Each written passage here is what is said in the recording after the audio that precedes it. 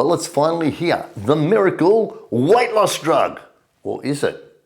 Hi, my name is Venakis and welcome to my channel. I'm the founder of N90. In today's video, all the comments, any statements I make, any facts and figures that I speak about, you'll find all the references detailed down in the links below. That way you know that all the information that's coming from me is scientifically backed, it's been fact-checked, and it's the latest information that's available at the moment. In Australia at the moment, we're finding there's a problem with obesity and being overweight. We're finding out that the statistics show that in 2022, only about 2/3 of the populace were either overweight or obese. And that from 2012 to 2022, that 10-year span, there was a 4% increase in people being obese and overweight. So the concern is that we have so much more information regarding nutrition, training, psychological approach to food, etc., that we're still getting bigger as a society. So how do we combat this? How do we fix obesity? How do we fix being overweight? Well, I've done a number of papers on obesity and the understanding of it, and it's not that easy. It's not a simple answer. It's not like, hey, let's cut your calories and let's get you lifting weights and you'll be fine. It doesn't work that way. No. There is a lot more involved with that. There are a lot of factors that are taken into consideration, like genetics, socioeconomic status, lifestyle, where you're at, everything. There's so much that has to be taken into consideration to understand what's going on with obesity. So then all of a sudden comes along a so-called miracle drug, Ozempic. And that's where people are now jumping on board with this. They're going for the quick fix. Let's stick a needle in and let's see how we go. Well, I suppose you need to understand what Ozempic is and how it sort of works. Now, I'm not going to get into the full technical scientific approach and the full breakdown of how Ozempic works. I've put a link to a paper that runs a very, very thorough explanation on how it works if you want to read about it. To make it simple, to make it for you to be able to understand what goes on, when you've taken Ozempic and then you've had a meal, what happens is this helps the body stimulate a greater amount of insulin release into the body. So if you're a type 2 diabetic, what it's going to do is it's going to try and counteract the effects of your insulin insensitivity. So for other people that are looking at it from a weight perspective, what it does is it gives you a sense of satiety. You feel that you're fuller, and it does that by slowing down stomach emptying, right? So you're feeling, oh yeah, cool, I've eaten a meal, I don't feel full, I don't need to eat anymore, and it's holding in the stomach for a little bit longer so you can absorb the nutrients a bit better.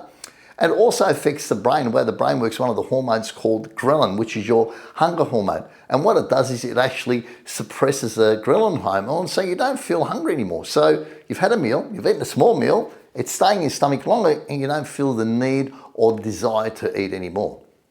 Now, with GLP-1 agonist type medication, we need to remember that there are quite a number of these variances in this drug. For example, there's short acting. There's some that you take twice a day.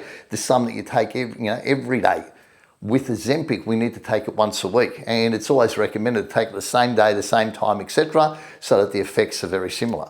But you've got to remember now, you're taking a drug that's maybe designed to be taken once or twice a day. You're taking it in one big hit.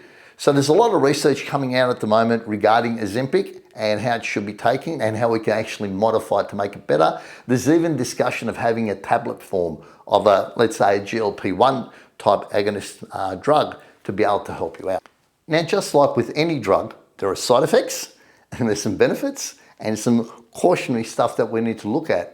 And these are some of the things that's raised my eyebrow a little bit with Ozempic, because I've looked into it quite a fair bit, done a fair bit of research over the last 2 weeks to try and get as much information as I can and get the latest stuff regarding it so I can pass on to you guys and make it easy to understand. So obviously the first thing, if you're a type 2 diabetic, what it's going to do is it's going to augment the production of insulin in the body, and it's going to hold back the production of glucagon. So for a type 2 diabetic person, it's fantastic.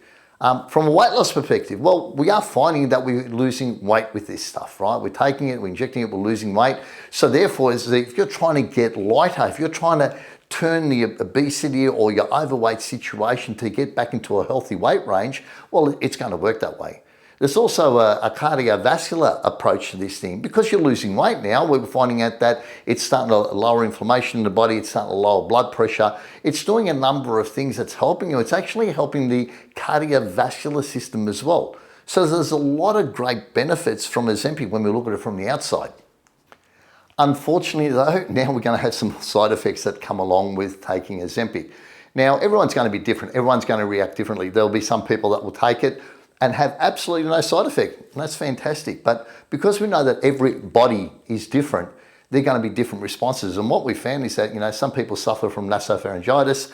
Other people will find that they get vomiting, they get diarrhea, they get constipation, they get abdominal pain. There's some pretty severe side effects there from taking this sort of stuff. And, it's transient. We've been told that some people, they inject and it's only in the beginning, a couple of hours that they have these problems. Other people that it lasts for a few days. And then when they re-inject, the same thing happens again. So, we need to look at everything. We can't say, it's a miracle drug and there's no side effects, right? We need to be aware of these things. So if you are going to go down this pathway, you need to be aware of what these drugs may do to you as an individual so you don't panic. You don't want to take it and all of a sudden you're on the toilet and whoa, we're having a bit of an accident here.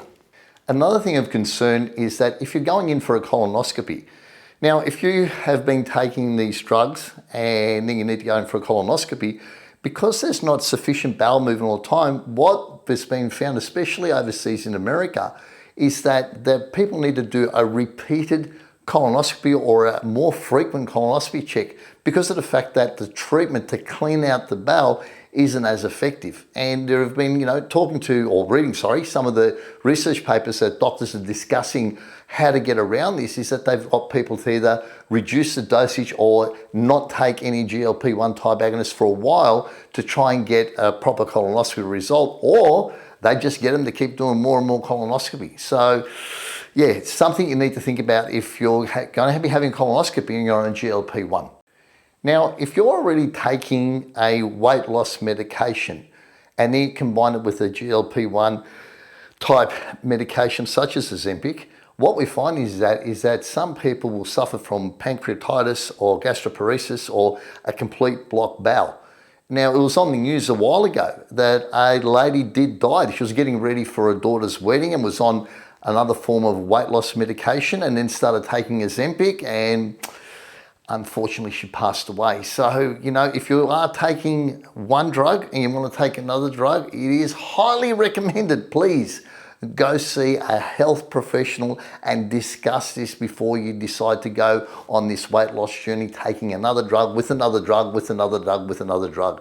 It's sad to see that unfortunately, this desire to want to lose weight, this passion to want to get lighter and lighter and lighter has actually led to someone's death. So yeah, please don't be that person. Well, with time, we're having more and more research and results coming out regarding Ozempic and any GLP-1 agonistic type medication. One of the concerns is, and it's now more research is needed in this, so don't panic here, but we're finding that some people that have been on the medication for greater than 1, 2, 3 years, that they're actually finding an incidence of thyroid cancer. Now, whether this is a direct correlation to the drug, it's still not sure, but there is the issue of, hey, you're taking a drug, we're now studying a prevalence of thyroid cancers.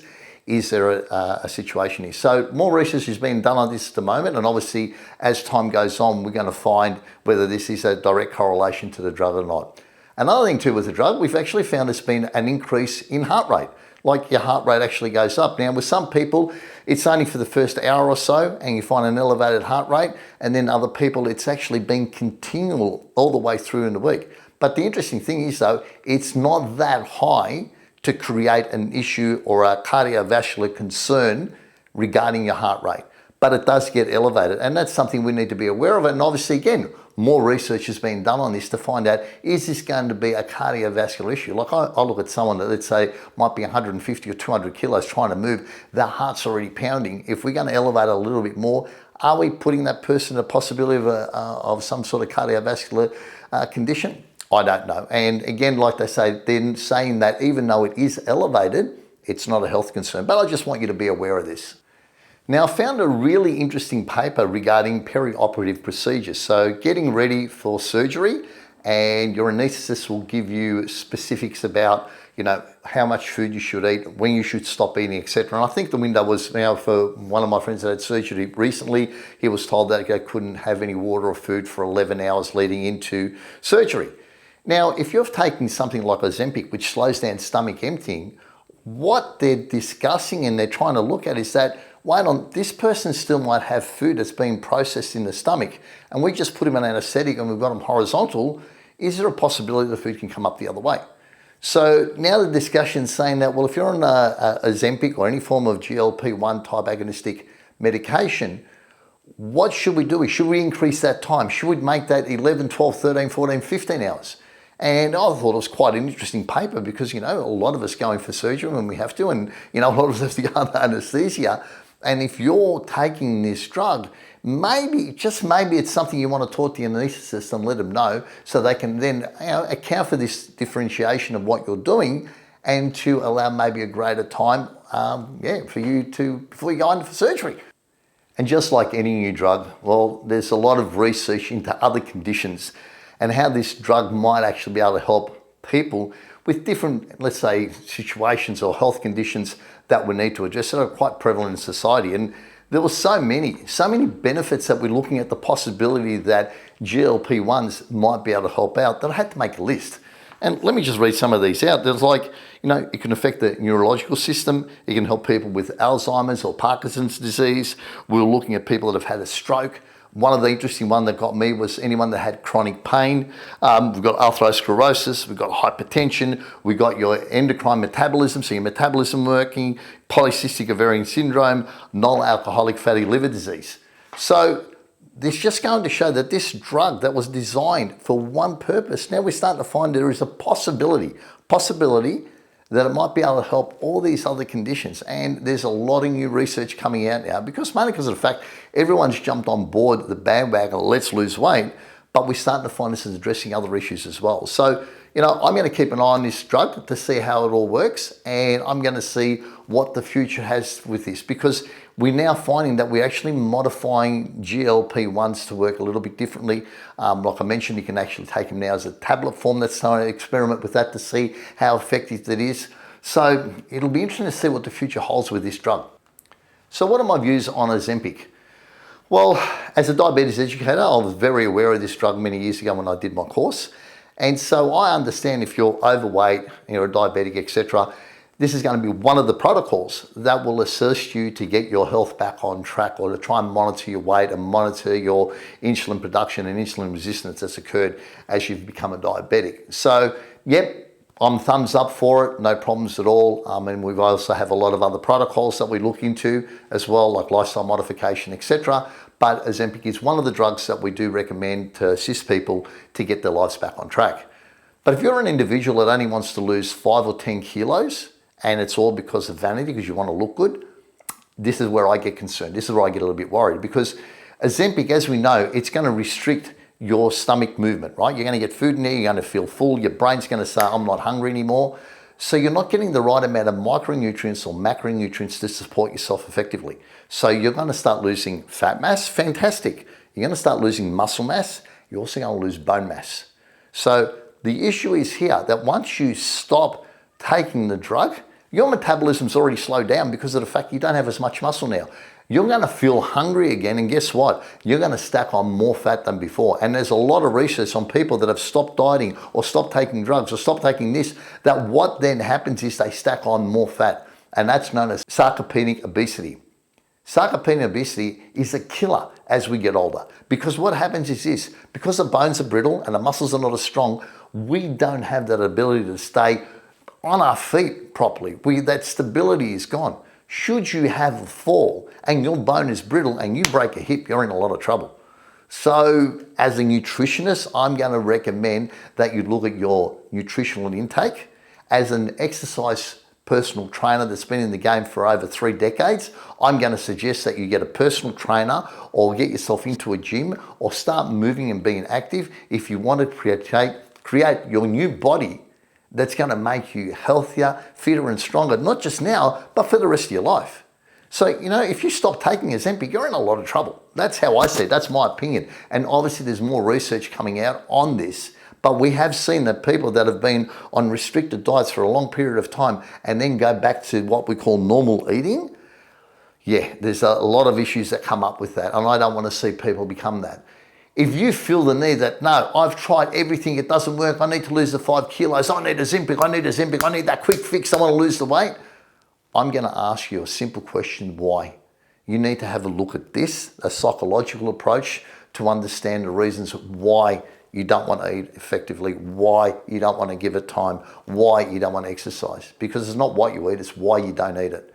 That's my personal opinion on this. I could be completely wrong, but from my perspective, if you were a client coming to me and you were 50 to 100 kilos overweight and you were diabetic, I'd say Ozempic. If you're a client coming to me and you're 5 or 10 kilos over and you're trying this quick fix to get things happening, I'm going to say no. I'm going to say, no, let's make it healthier for you. Let's take a healthier way that there's no side effect. No, you're going to learn to enjoy your food. You're going to learn to enjoy training. You're going to feel great about yourself. You're going to get stronger. You're going to move better. You're going to look better, because you know what? You're going to have some sort of muscularity on your body and some beautiful muscle tone, so you look great and you look fit and you look healthier than what you are right now. So this is my opinion. I hope it's helped you give a bit more of an insight on what Ozempic does, how it works, and the side effects and the benefits from it. Because, this could be a wonder drug, but it also could be a wonder issue where we go and wonder, why are we taking this?